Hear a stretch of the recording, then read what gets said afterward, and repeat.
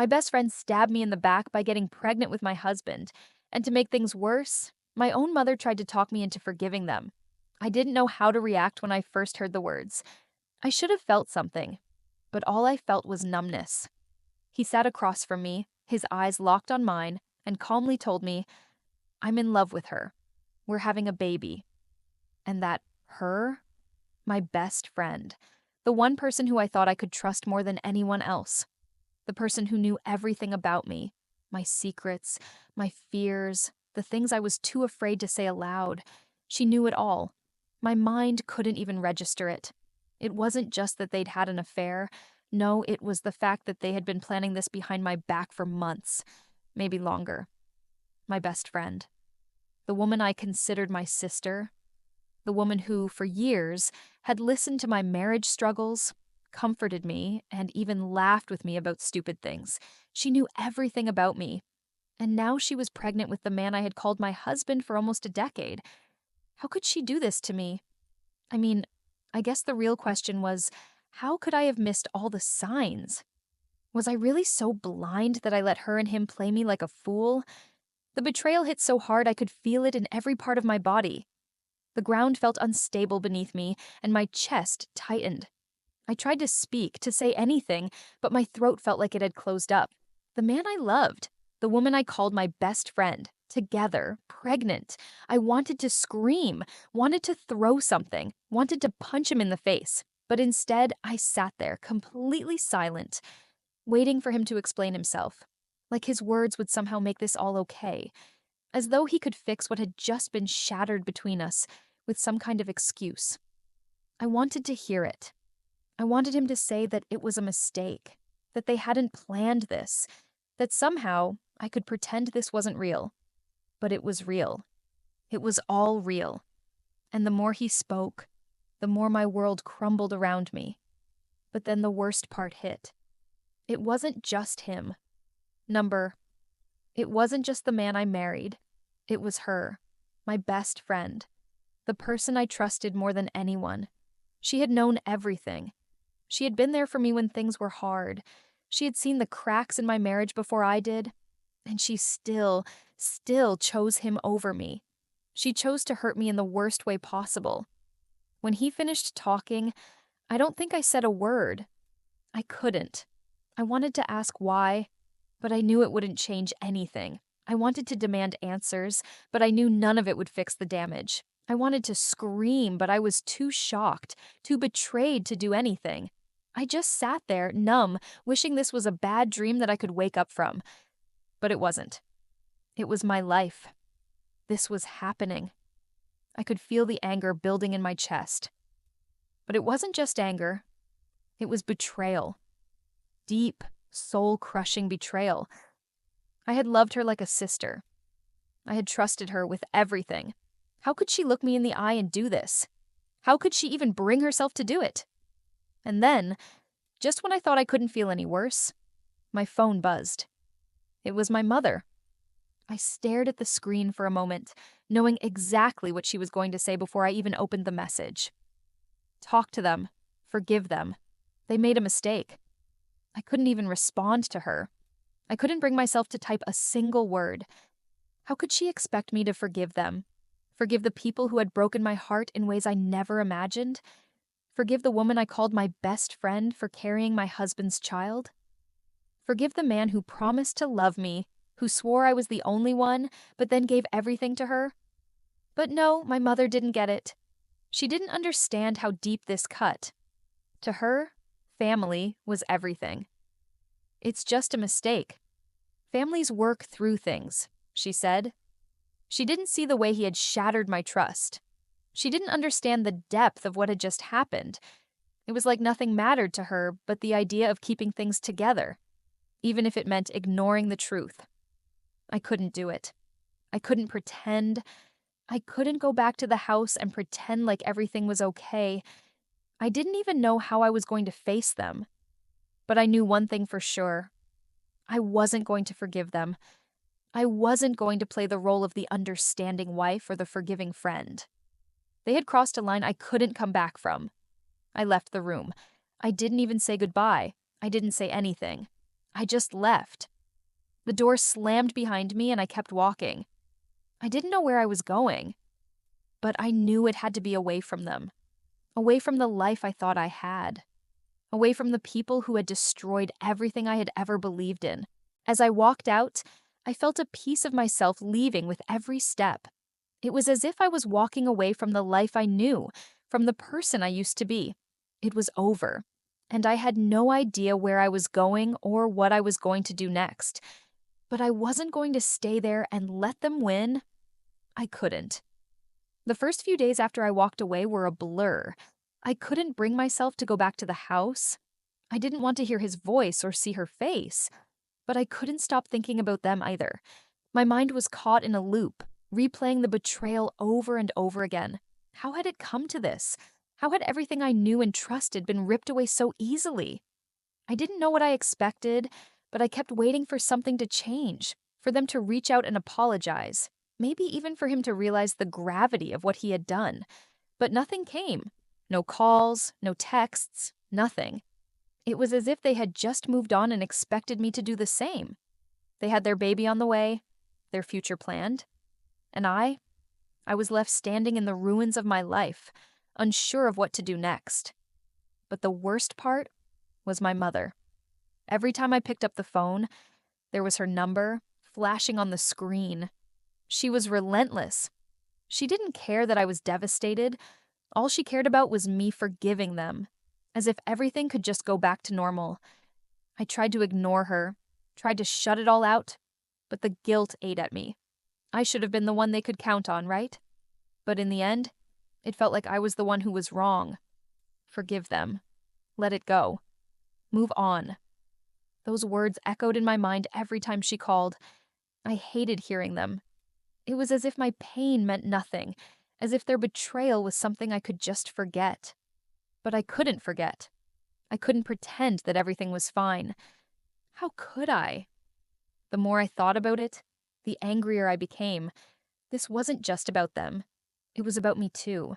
It was about how I had let them get away with it, how I had let them dictate the terms of my life without even realizing it. And that's when it hit me. I had a choice. I didn't have to let this happen.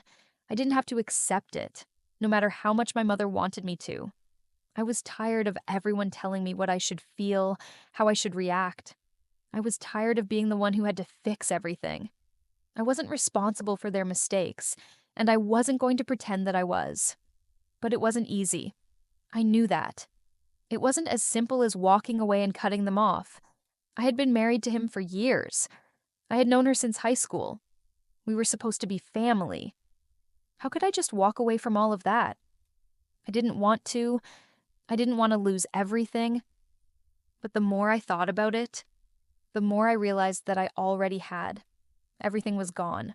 My marriage, my best friend, and now, my family's support.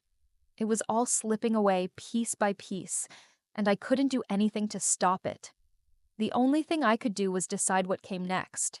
I had to stop listening to everyone else and start focusing on myself. I wasn't going to forgive them, not yet, not when the pain was still fresh. But I could take control of my life again. I could stop being the victim and start being the woman I used to be, the one who didn't put up with other people's crap. But there was one thing I still couldn't figure out. What about my son? He was the one who hadn't done anything wrong, but I was caught in this mess. How was I supposed to explain to him what had happened? How was I supposed to tell him that his father and his godmother were going to have a baby together? How could I protect him from all of this? I decided I wasn't going to let them win. I wasn't going to fall into their trap of guilt and shame. I wasn't going to pretend that everything was fine. I had to take control of my life and my decisions, and that meant making the hard choices. I couldn't keep letting them make the rules. So, I started making plans. I started looking for a lawyer. I started looking for a new place to live. It wasn't going to be easy, and I didn't know where it would lead. But for the first time since everything fell apart, I felt like I was taking control. I was no longer the passive participant in my own life. I still didn't know how to handle my son's relationship with his father. I still didn't know how I was going to rebuild everything that had been destroyed, but at least I was moving forward. The only thing I knew for sure was that I wasn't going to let them get away with it. I wasn't going to let my husband and my best friend waltz into a new life while I stayed behind. Broken. They had to pay for what they did. I didn't know how I was going to make that happen yet, but I would figure it out. I would make them regret this. They didn't realize the fight they were in for. It's strange how life can turn in an instant. One day you're married, trusting the people closest to you, believing everything is fine. Then, in a moment of gut-wrenching betrayal, everything is shattered. But you don't even realize just how much you've lost until it's too late. At first, I thought time would help. I thought maybe, just maybe, I could find a way to forgive them. But the truth is, you can't unsee the truth. You can't go back to who you were before the betrayal. They didn't just take away my husband or my best friend. They took away something I can never get back. My sense of self. My mother kept calling. Each conversation was worse than the last. She didn't understand how deep the betrayal cut. She didn't understand how much I was hurting. All she cared about was keeping up appearances. Family is everything. You have to forgive. You have to move on. Those words haunted me more than the affair itself. She was trying to rewrite the narrative, to push me into the role of the martyr. I wasn't going to play that game anymore. I wasn't going to be the one who made excuses for their behavior. But it wasn't just her, it was everyone. The pitying looks from people who didn't know the full story, the uncomfortable silence when I walked into a room. People started picking sides. Of course, my husband's family rallied behind him. He made a mistake, they said. He's going to be a father. And my so-called best friend? Well, she kept her distance. She acted as if nothing had happened, as if we were still in the same world we'd been in before, as if she didn't know she had ruined my life. There were moments when I thought I could just leave everything behind, move away, change my number, and start over. But I couldn't. I couldn't leave my son. No matter how bad things got, I couldn't walk away from him. He was the only good thing that came out of my marriage, and he deserved better than this. He deserved to know the truth. I had to find a way to make this work. But no one prepared me for how hard it would be to raise him in a broken home, how hard it would be to navigate the constant reminders of my betrayal, the empty chair at the dinner table where my husband used to sit, the texts I couldn't stop reading, the unanswered questions in my mind. I started seeing a therapist, someone who didn't judge me, who didn't tell me to forgive or move on, just someone who listened. It was a start, but it didn't fix anything. The emptiness was still there, the anger, the hurt, the betrayal. And then came the moment that changed everything. It wasn't dramatic, it wasn't some big confrontation or grand gesture. No, it was much quieter than that. I was sitting in my car, parked outside a small cafe, when I saw them. It was him and her, sitting together, talking, laughing. She was holding a coffee cup in her hands, her belly starting to show. And he? He looked at her the way he had once looked at me. That was it. I was sitting there, watching them live their new life, and I realized something. I realized that no matter what I did, no matter how much I tried to make them pay, it wasn't going to change anything. I could scream, I could yell, I could destroy their lives the way they had destroyed mine, but it wasn't going to bring me back to who I was before. I wasn't going to be that woman again. I drove away that day. It wasn't a dramatic exit. I didn't go home and burn everything in my path. I just drove for hours until the anger started to subside, until I realized something important. They had moved on, and so had I. I don't mean to say that I was healed. I wasn't. The scars would always be there, but I had stopped holding on to the pain. I had stopped holding on to the idea that somehow they would pay for what they did. They had already gotten what they wanted. The baby, the future, the life they had planned without me. But what about me? What did I have? I had my son. I had my peace. I had my freedom.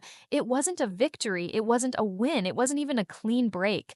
But it was enough. Enough to start rebuilding, enough to look forward, even if the path was uncertain. I learned something through all this. You can't control the actions of others. You can't make them feel your pain. But you can choose how to move forward. I chose to walk away from the chaos. I chose to walk away from the life they had taken from me. And I chose to stop pretending that everything was okay. I wasn't okay, but I was still here. And that had to be enough.